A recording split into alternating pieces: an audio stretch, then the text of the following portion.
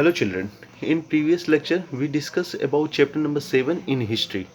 पिछले टर्म पे मैं आपका हिस्ट्री स्टार्ट किया था सब्जेक्ट, आपको पता होगा उसका मैंने चैप्टर 7 स्टार्ट कर दिया था। उसका एक दो वीडियो भी मैंने अपलोड किया था, लेकिन कुछ बच्चे कह रहे हैं कि सर ज्योग्राफी और सिविक्स काफ़ी पीछे हो जा रहा है, वो एक भी चैप्टर्स नहीं हो पाया है।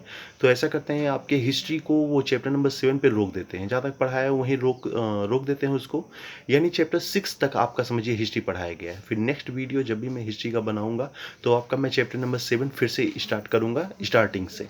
क्लियर? तो आइए आज आपका न्यू सब्जेक्ट स्टार्ट करते हैं और वो डिस्कस करते हैं ज्योग्राफी के बारे में। अब तक हिस्ट्री आपने पढ़ा, 6 चैप्टर आप तैयार कीजिए। आपका एग्जाम बहुत जल्द होने वाला है, 2 से 3 चैप्टर हिस्ट्री के आएंगे आपके पेपर में, तो आप उसकी तैयारी कर लीजिए 3 चैप्टर्स की। बाकी आज आपका ज्योग्राफी स्टार्ट करते हैं। तो ये आपके ज्योग्राफी का पहला चैप्टर रिसोर्सेज। आपने क्लास 6 और 7 में भी ज्योग्राफी पढ़ा होगा, काफ़ी कुछ पढ़ा है उसमें। 7 में आपने पढ़ा अच्छे खासे टॉपिक्स के बारे में, इन्वायरमेंट वगैरह, बहुत इंपॉर्टेंट टॉपिक। तो आपका जो टॉपिक है, पहला जो चैप्टर है वो चैप्टर रिसोर्सेज, बहुत इंपॉर्टेंट है। रिसोर्सेज आप जानते ही हैं, रिसोर्सेज इंसान की सारी ज़रूरतें जो पूरे करते हैं, सामान वगैरह जो भी थिंग्स जो भी होते हैं, वो सब आपकी कहीं ना कहीं एक रिसोर्स में ही उनकी गिनती आती है। तो बहुत इंपॉर्टेंट है ह्यूमंस लाइफ के लिए, बहुत इंपॉर्टेंट है किसी कंट्री के लिए या पूरे वर्ल्ड्स के लिए, क्योंकि बिना रिसोर्सेज के, बिना किसी रिसोर्सेज के कभी लाइफ को आगे नहीं बढ़ाया जा सकता, कि हर एक जगह पे इनकी ज़रूरत पड़ती है। आपका चैप्टर स्टार्ट करते हैं। तो चैप्टर के स्टार्टिंग में ही आप देखेंगे कि 2 बच्चों की बात की गई है, एक मोना और एक राजू। ये दोनों लोग अपने घर पे कुछ काम करते हैं अपनी मॉम के साथ, और उनका हेल्प करते हैं सामान को इधर उधर रखने में, उसे साफ़ करने में। मोना सामानों को साफ़ करती है, बुक्स वगैरह को, अलमारीज को, चेयर्स को, टेबल्स को। तो वो राजू से कहती है कि देखो राजू, और ये सब सामान है, ये सब कितने इंपॉर्टेंट सामान है, कितनी ज़रूरतें हमें इनकी पड़ती है, ये इस काम में आता है, ये इस काम में आता है। मतलब मोना हर एक सामान की ज़रूरत बता रही है अपने भाई को। क्लियर? उसका भाई अपनी माँ से ये बार बार कहती है कि देखो ये रिसोर्स है, बुक है, ये चेयर रिसोर्स है, सब रिसोर्स बार बार बोलती है। तो राजू अपनी मॉम से पूछता है, mom what is resource, resource क्या होता है? बार बार मोना दी ये बोल रही है कि ये है वो है, तो व्हाट इज रिसोर्स क्या है? उसकी मॉम उनका जवाब देती है, anything that can be use to satisfy your need. ऐसी चीज़ें जो आपकी ज़रूरतों को पूरा कर ले, वो सारी चीज़ें, वो सारे थिंग्स, वो सारे कंपोनेंट्स, इज आल सब रिसोर्सेज है। याद रखिएगा, इस डिफिनेशन में सबसे इंपॉर्टेंट पॉइंट है sir, need your satisfaction. Clear? आपकी जो ज़रूरतें जो आपके सेटिस्फैक्शन को पूरा करे, वो सारे सामान रिसोर्स होते हैं। ये उनकी मॉम समझाती हैं अपने बेटे को। राजू कहता है जो आसपास की चीज़ें हैं, ये सब चेयर वगैरह, ये सब रिसोर्स हैं। वो बोलते हैं सब रिसोर्स हैं, हर एक रिसोर्स का आप यूज़ करते हैं, उसकी एक वैल्यू है। अगर उसका आप यूज़ नहीं करते हैं तो उसकी वैल्यू नहीं है। तो मतलब जितने भी सामानों का आप यूज़ करते हैं वही आपके रिसोर्सेज हैं। ये आसपास कई कंपोनेंट्स होते हैं, जैसे आप थर्स्टी हुए, प्यासे हुए, तो you need to water, water आपको चाहिए। उसी प्रकार आपको लाइट चाहिए, तो लाइट के लिए आपको इलेक्ट्रिसिटी चाहिए। आप रिक्शा वगैरह जो देखते हैं, या फिर कोई भी टेस्टी चीज़ जो आप भोजन वगैरह बनाते हैं, तो भूख लगती है तब उसको बनाते हैं। तो ये जितनी भी चीज़ें आप देखते हैं, जिन जो आपके नीड को सेटिस्फैक्शन दे, यानी पूरा करे, वो जितनी भी चीज़ें, थिंग्स, कंपोनेंट्स आप देखते हैं, वो सब रिसोर्सेज है। क्लियर? भूख लगे तो खाना खा लो, खाना एक रिसोर्स हो गया। प्यास लगे तो पानी पी लो, पानी एक रिसोर्स हो गया। बैठना हो तो चेयर ले लो, चेयर एक रिसोर्स हो गया। यानी जो भी आपकी आवश्यकता को पूरा करे, जो भी सामान, जो भी थिंग्स, वो सब रिसोर्सेज है। ये उसकी माँ ने उसे समझाया। राजू ने मजाक में कहा जो हम सब्जी खाते हैं वो भी रिसोर्स होगा। बोला एकदम, क्योंकि वो फूड का एक कंपोनेंट है। इसे वेजिटेबल्स भी एक रिसोर्स में ही अंतर्गत आता है। तो ये उनकी माँ उनको समझाती है कि रिसोर्सेज क्या होते हैं।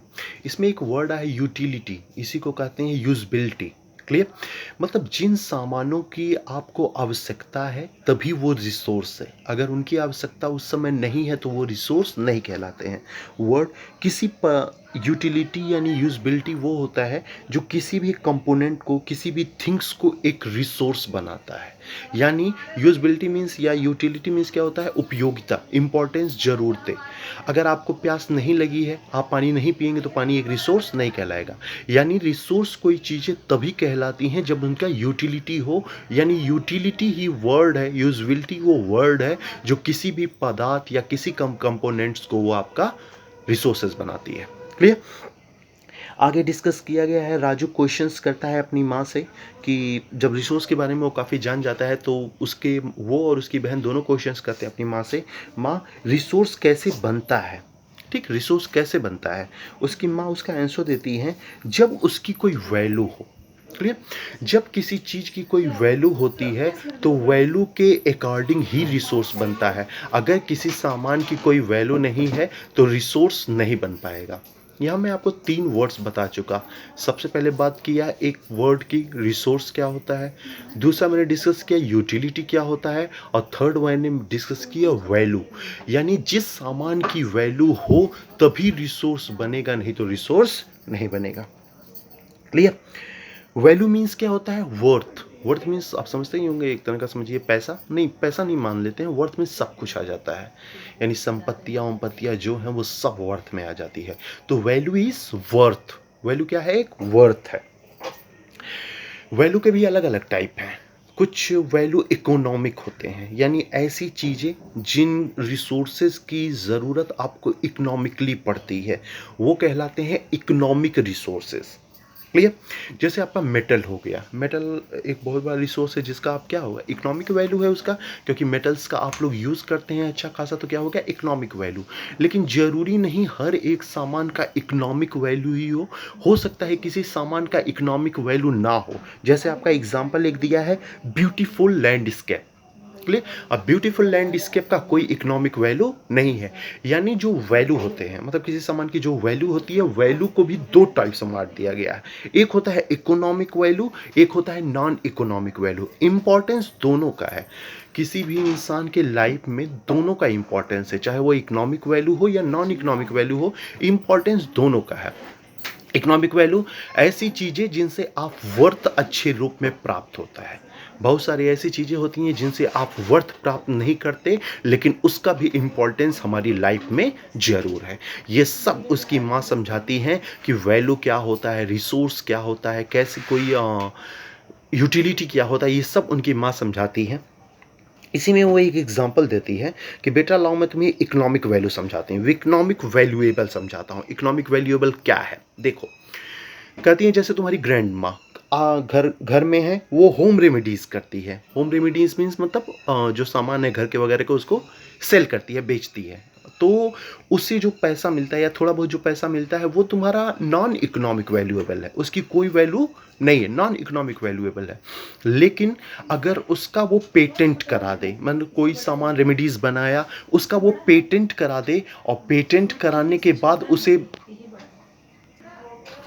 पेटेंट कराने के बाद अगर उसे मार्केट में लॉन्च करें। क्लियर। अब यहाँ एक और बार हो गया, सिर्फ पेटेंट क्या होता है। पेटेंट देखिए, सिंपल, मैं कोई चीज़ बनाया, मैं कोई अपनी तरफ से कोई इन्वेंशन किया, कोई इनोवेशन किया, सॉरी इन्वेंशन किया, तो उसे मैंने बनाया, फिर इंडियन गवर्नमेंट के पास में वो जाके रिप्रेजेंट किया कि सर देखिए मैंने इस प्रकार ये चीज़ें बनाई है, ये साइंटिफिक अप्रोच लगा के मैंने ये चीज़ें ऐसे बनाई है, और ये इसके अकॉर्डिंग जो भी इस नाम से बनाया जाएगा सामान, उसे बनाने का अधिकार, केवल पावर मेरे पास है, आप इसे पेटेंट कर दीजिए।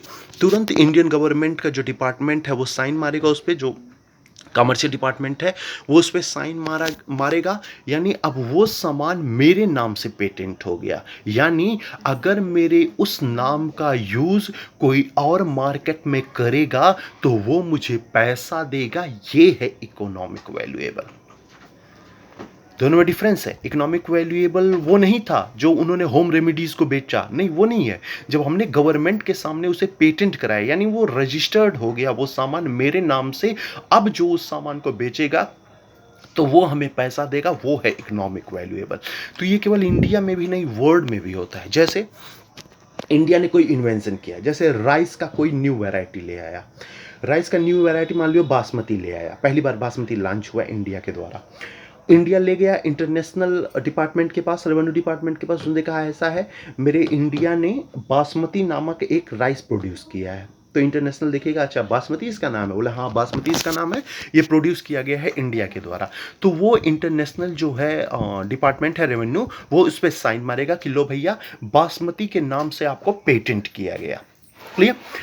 पाकिस्तान अब क्या किया, बासमती चावल का प्रोडक्शन किया, बासमती चावल उसने प्रोड्यूस किया, ले गया मार्केट में, उसने कहा ऐसा है, ये लीजिए भैया मैं बासमती चावल का प्रोड्यूस कर रहा हूँ, ये बासमती चावल है और इतने रुपए उसे बेचिए।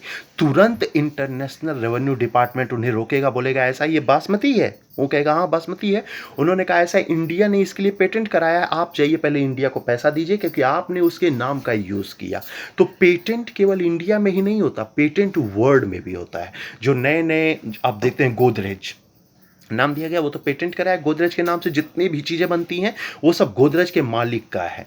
कोई और ओनर अगर गोदरेज के नाम से कोई सामान को लॉन्च करता है तो उसे अच्छा खासा गोदरेज के ओनर को पैसा देना पड़ता है। ये है इकोनॉमिक वैल्यूएबल। क्लियर? तो आज आपने जाना रिसोर्सेज कितना इंपॉर्टेंट है, कितनी ज़रूरतें हैं। इंसान की हर एक ज़रूरत को पूरा करने के लिए रिसोर्स का होना अनिवार्य है। अगर रिसोर्सेज नहीं है तो किसी भी इंसान की ज़रूरत को पूरा कर पाना मुश्किल है। क्लियर? रिसोर्सेज आते कैसे हैं? तो यूटिलिटी से आते हैं, यूजुअलिटी से आते हैं। यानी जैसे जैसे किसी सामान की ज़रूरतें, यूजबिलिटी उसकी बढ़ती है, वैसे नए नए रिसोर्सेज बनते हैं। यानी यूटिलिटी ही वो चीज़ें हैं जिससे पदार्थ रिसोर्स बनते हैं, यानी कंपोनेंट बनते हैं। हमें पानी का यूज़ नहीं करना तो पानी रिसोर्स नहीं है, यानी उसका यूजबिलिटी होना चाहिए तभी वो रिसोर्स है। क्लियर? आगे आपने एक वर्ड पढ़ा, वैल्यू क्या होता है? वैल्यू किसी सामान की वैल्यू होती है, उसी वैल्यू के अकॉर्डिंग उसका डिमांड होता है। वैल्यू आपने जाना क्या है, मैंने बताया वैल्यू के दो टाइप्स होते हैं, एक होता है इकोनॉमिक वैल्यू और दूसरा होता है non economic value. Economic value क्या होता है? वैल्यू आ रहा वर्थ, वैल्यू एक वर्थ है, पैसा है, रुपया है, संपत्ति है। इकोनॉमिक वैल्यू जैसे मेटल्स, मैंने एग्जांपल दिया कि मेटल्स को आप लॉन्च करते हैं, बेचते हैं, तो वो आपका इकोनॉमिक वैल्यूएबल है। लेकिन आपका मैंने बताया ब्यूटीफुल लैंडस्केप हो गया, वो इकोनॉमिक वैल्यूएबल उसका नहीं है। ठीक है? आपने देखा उसकी माँ ने एक बहुत अच्छा एग्जांपल अपने ग्रैंड मदर का दिया, उनके ग्रैंड मदर का दिया। उन्होंने कहा देखिए जब कोई होम रेमेडीज़ को बेचता है तो वो इकोनॉमिक वैल्यूएबल नहीं है, लेकिन जब उसका पेटेंट कराता है तो वो जाके एक इकोनॉमिक वैल्यूएबल बन जाता है, क्योंकि मार्केट में अगर उस सामान को कोई और लॉन्च करे तो उसे अच्छा खासा पैसा देना होता है। ठीक है? तो आज डिस्कस किया हमने कई वर्ड्स को। व्हाट इज रिसोर्सेज, बड़े अच्छे क्वेश्चंस बनते हैं। व्हाट इज यूटिलिटी, बड़े अच्छे क्वेश्चंस बने हैं। What is value, value means fill in the blanks का बनेगा। व्हाट इज पेटेंट, पेटेंट क्या होता है, क्वेश्चन अच्छे खासे बने हैं। पेटेंट कराने के बाद क्या फ़ायदे होते हैं, इससे भी क्वेश्चंस बनते हैं। क्वेश्चन अच्छे खासे बने हैं आपके रिसोर्सेज से, बहुत इंपॉर्टेंट चैप्टर है। आपका चैप्टर धीरे धीरे आगे लेके चलते हैं क्योंकि कुछ छोटे छोटे टॉपिक्स आपको समझना पड़ेगा इससे। तो नेक्स्ट वीडियो में जो है वो मैं रिसोर्सेज को आगे ले चलूँगा। इस हेडिंग में भी कुछ पॉइंट बचे हैं तो उसको डिस्कस करूँगा, साथ ही आपका नेक्स्ट डिस्कस करूँगा कि रिसोर्सेज का क्या इंपॉर्टेंस होता है। बाकी आपका हिस्ट्री आपने चैप्टर नंबर 7 तक पढ़ लिया है, चैप्टर नंबर 6 तक आपने उसके बुक एक्सरसाइज भी कंप्लीट कर लिए हैं। चैप्टर नंबर 7 आप इग्नोर कर दीजिए, छोड़ दीजिए, उसको मैं जब मिलूंगा तो डिस्कस करूंगा, मुझे कोई प्रॉब्लम नहीं है। उसको मैं स्टार्टिंग से फिर से एक बार पढ़ाऊंगा। लेकिन आप चैप्टर नंबर 3 तक बहुत अच्छे से रिवीजन करिए, क्योंकि अब आपके ऑनलाइन एग्ज़ाम लिए जाएंगे। ऑनलाइन एग्ज़ाम बहुत ही जल्द होगा, इसी मंथ में होने के चांस है, जुलाई में ही ऑनलाइन एग्ज़ाम लिया जाएगा। उसमें आपके हिस्ट्री के स्टार्टिंग के 3 चैप्टर्स पूछे जाएंगे, इसलिए आप चैप्टर नंबर 3 तक तो हिस्ट्री पूरी तरह तैयार कर लीजिए, चाहे वो बुक एक्सरसाइज हो, क्वेश्चंस हो। बाकी रही बात ज्योग्राफी की, तो ज्योग्राफी भी 1-2 चैप्टर तो मैं फिनिश ही कर दूंगा। आपका सिविक्स भी 1-2 चैप्टर मैं फिनिश करने की कोशिश करूँगा, नहीं तो जितना मैं पढ़ा पाऊँगा उतना आएगा। फिलहाल हिस्ट्री का तो याद रखिए, हिस्ट्री के 3 चैप्टर्स आपके एग्ज़ाम में आने वाले हैं। क्लियर? तो मैं इससे रिलेटेड कुछ क्वेश्चंस आपके पास सेंड कर दे रहा हूं, उस क्वेश्चंस को आप करिए। देखता हूं कितना आपने समझा है रिसोर्सेज का, उसका इंपॉर्टेंस के बारे में। बाकी नेक्स्ट वीडियो में मैं रिसोर्सेज के टॉपिक्स को आगे ले चलूँगा और डिस्कस करूँगा कुछ और रिसोर्सेज के पॉइंट को। तब तक आप इसके क्वेश्चंस को कीजिए। तो मिलते हैं नेक्स्ट वीडियो में। Okay, thank you.